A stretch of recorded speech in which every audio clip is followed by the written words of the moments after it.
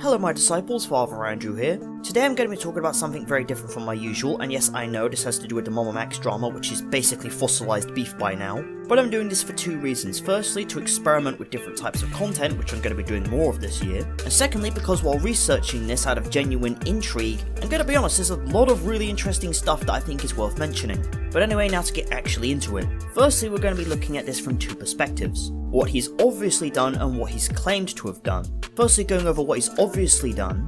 Considering that MamaMax, everything he's done has turned out to be one massive fraud, if he was going to be charged on that alone. Also for context, all of the legal charges I'm about to mention have been taken from Texas-based law sites, sources will be provided in the description, as we can confirm that he does live in Texas. Anyway, getting on with it, it's written in Texas law that charges and the punishment imposed upon conviction can range from a Class C misdemeanor and a fine up to $500, where the amount of damage is less than $20, so basically if you scam someone out of something less than $20, you have to pay like a fine of up to $500, to a felony of the first degree punishable by the imprisonment of 5 to 99 years and a $10,000 fine where the damages are $200,000 or more.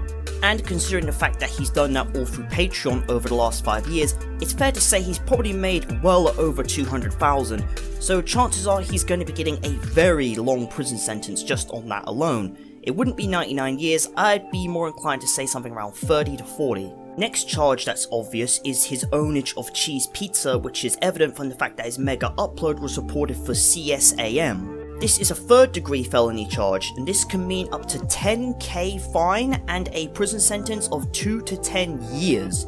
A second conviction being a second degree felony with a possible punishment of up to 20 years in prison.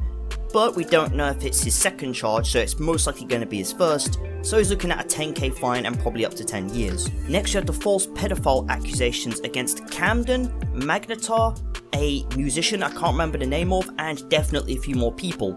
Falsely accusing someone of child abuse, you can get 6 months for that, or up to 2 years in jail, and a fine of $10,000. So at minimum he'd be getting 18 months and have to pay a fine of $30,000. And those 3 crimes I've just gone over are the 3 that are like the most obvious that he's committed. Which allows me to also mention that entrapment is also something that's involved in this. Because it turns out it's actually completely illegal to pretend to be a minor just to lure out pedophiles, because this can legally fall under entrapment. In fact, it was because of this EDP managed to get away. And entrapment laws are actually one of the main reasons pedophile hunters fail. So from a legal perspective, even if MamaMax didn't commit any crimes and everything he did was completely true, then no pedophiles he's exposed are going to go to prison because they would all fall under entrapment. And now with all that out of the way, the obvious stuff, now I can move on to the full list of crimes which he would get charged with if everything that's been exposed goes to court. Firstly, there's the aforementioned fraud.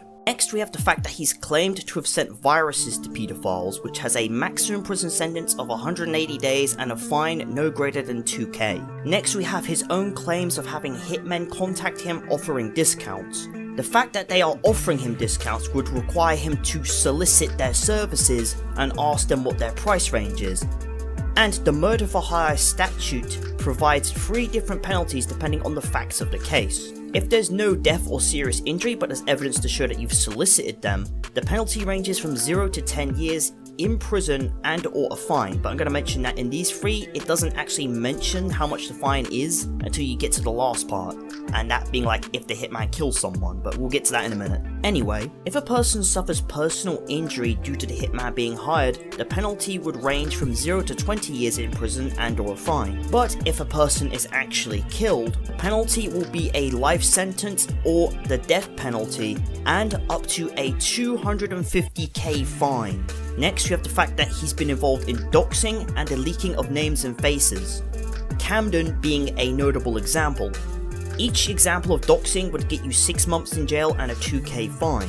And moving on to the next thing, speaking of the aforementioned Camden, false pedophile accusations. Those who falsely accuse others of child abuse can face 6 months or up to 2 years in jail and fines of up to $10,000. And considering that MamaMax has done this to a minimum of 3 people, I can remember off the top of my head, those being Camden, Magnetar and that one musician, the minimum sentence he could get for that is 18 months and a fine of $30,000. Next we have the ownage of cheese pizza, I've already gone over this one. 3rd degree felony, fines up to 10k, prison sentence 2 to 10 years. Anyway, with all of that not even being all of it, that's just the stuff I could gather up in this afternoon. If absolutely all of this was to go into a court of law, I'm gonna be honest, I may have made some mistakes here, so there may be a little bit of give or take, but the minimum would most likely be 9.3 years and a $44,500 fine, and the absolute maximum he could get, excluding a life sentence or a death sentence,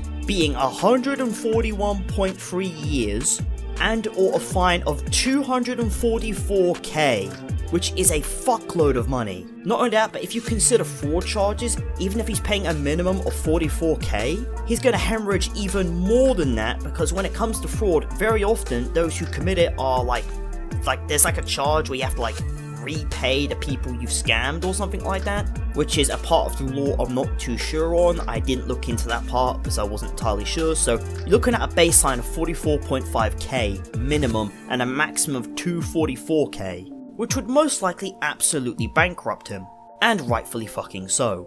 But yeah, and with that has been my coverage of what he could technically be charged with if this ends up going to court, which I'm gonna be honest, it most likely won't because it's internet drama, which means it could also technically fall under entrapment, or whatever the fuck clause, I don't know. But anyway, hope you enjoyed this video, see you around, bye.